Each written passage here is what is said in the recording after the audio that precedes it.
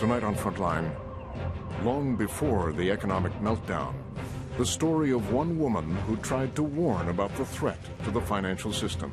She saw something that people either had not seen or refused to see, and she tried to sound the warning.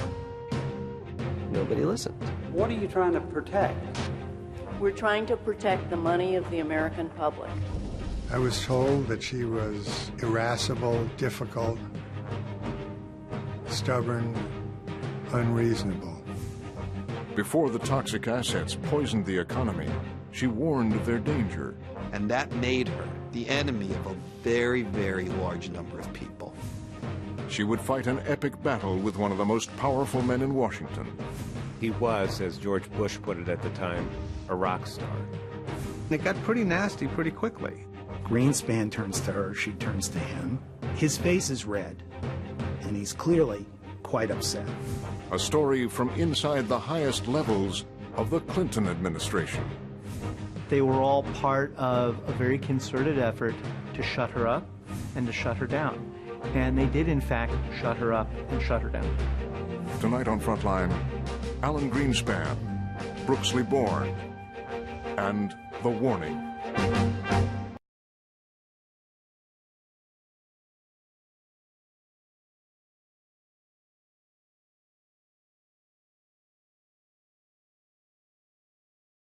What have you done to investigate the off-balance sheet transactions conducted by the Federal Reserve, which, according to Bloomberg, now total $9 trillion in the last 8 months?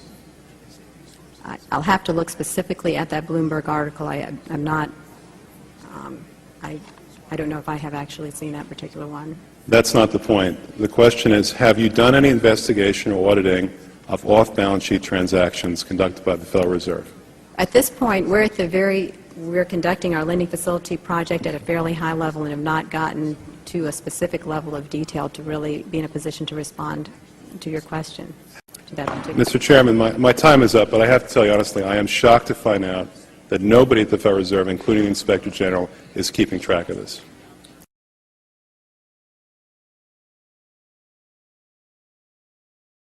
Now, what if I told you that they are right to worry? That a catastrophe is not only coming, but it is a mathematical certainty.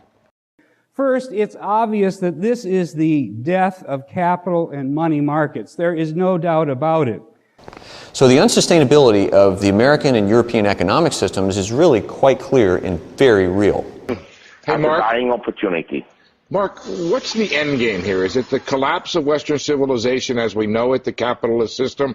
Where are we going here? How must it inevitably end, in your opinion? I mean, you have a computer. Occasionally the computer will crash and then you have to reboot it. That will happen to the global economy.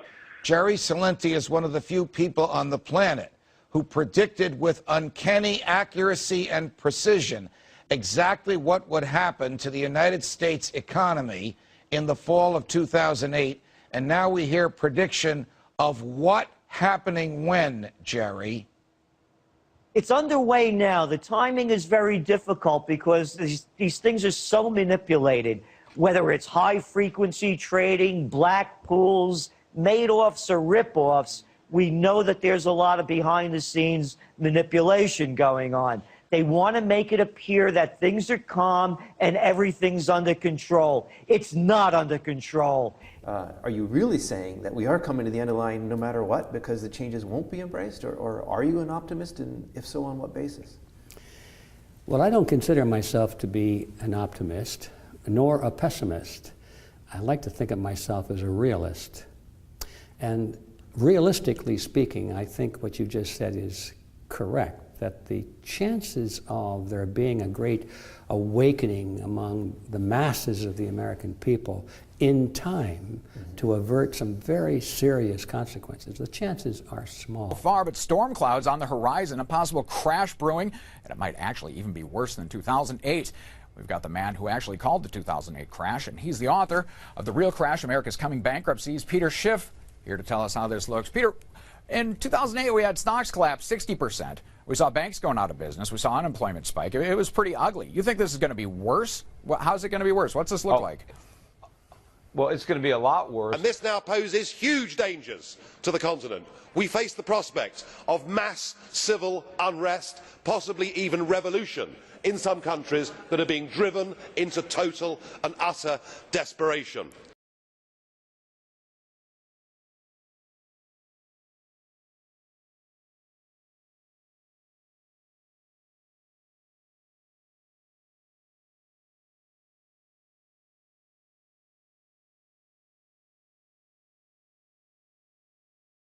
These numbers, as very large as they are, vastly understate the problem of fraud.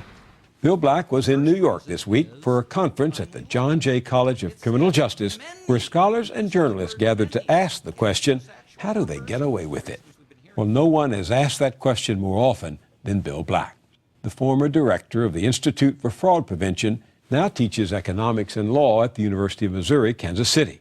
During the savings and loan crisis, it was Black who accused then House Speaker Jim Wright and 5 U.S. senators, including John Glenn and John McCain, of doing favors for the S&Ls in exchange for contributions and other perks. The senators got off with a slap on the wrist, but so enraged was one of those bankers, Charles Keating, after whom the Senate's so-called Keating Five were named, he sent a memo that read in part, "Get Black, kill him dead." Metaphorically, of course. Of course. Now he's focused on an even greater scandal, and he spares no one, not even the president he worked hard to elect, Barack Obama. But his main target are the Wall Street barons who are heirs of an earlier generation whose scandalous rip-offs of wealth back in the 1930s earned them comparison to Al Capone and the mob, and the nickname Banksters. Bill Black, welcome to the Journal. Thank you. I was taken with your candor at the conference here in New York to hear you say that this crisis we're going through, this economic and financial meltdown, is driven by fraud. What's your definition of fraud? Fraud is deceit. And the essence of fraud is I create trust in you, and then I betray that trust and get you to give me something of value. And as a result, there's no more effective acid against trust than fraud, especially fraud by top elites, and that's what we have.